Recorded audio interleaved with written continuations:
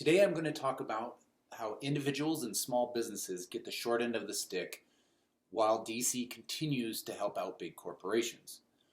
Over 3 weeks ago, the President signed the Coronavirus Aid, Relief, and Economic Security Act, or the CARES Act, into law.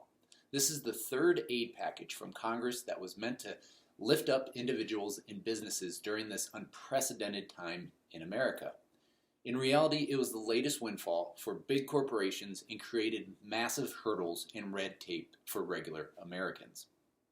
So let's break down what was in that $2 trillion CARES Act. For this video, we're going to talk about the $560 billion for individuals, the $500 billion for big corporations, and the $377 billion for small businesses. For individuals, the bill included a stimulus check for up to $1,200 per person, plus an extra $500 per child to parents. But there are a lot of folks who are left out, like the folks seen here. Clearly, this list is lengthy, and to top it all off, if the IRS doesn't have your bank info on file, it could take months for them to send a check to you. Here in Sioux City, the cost of living is relatively low compared to across the nation. Even still, one $1,200 check doesn't cut it.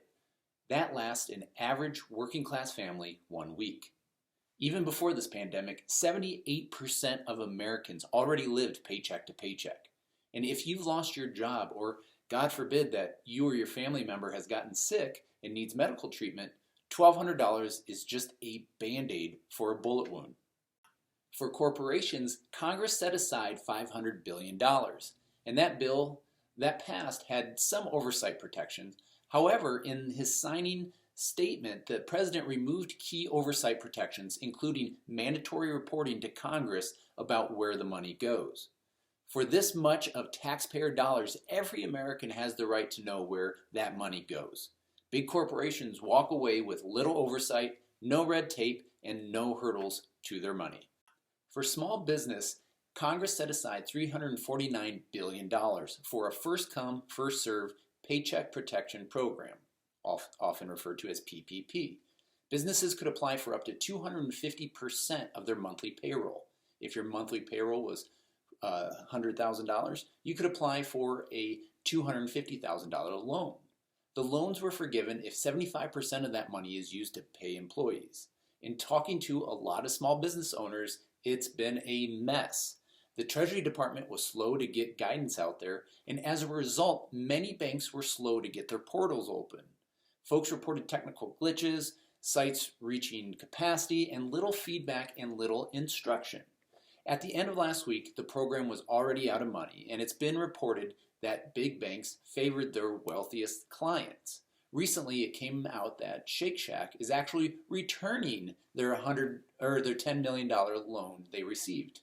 According to the COVID Loan Tracker, fewer than 6% of applicants actually received their PPP loan. So where are we at?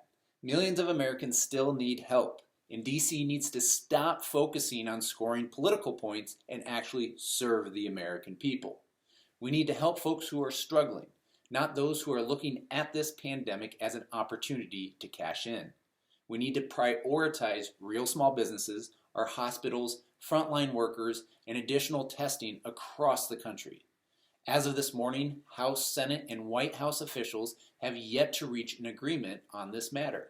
So I encourage you all to call your member of Congress today and ask them to pass this critical legislation. No matter if you're a Republican, a Democrat, Independent, any other political party, or you've written off politics, we are all in this together. Our response and our leaders must reflect that.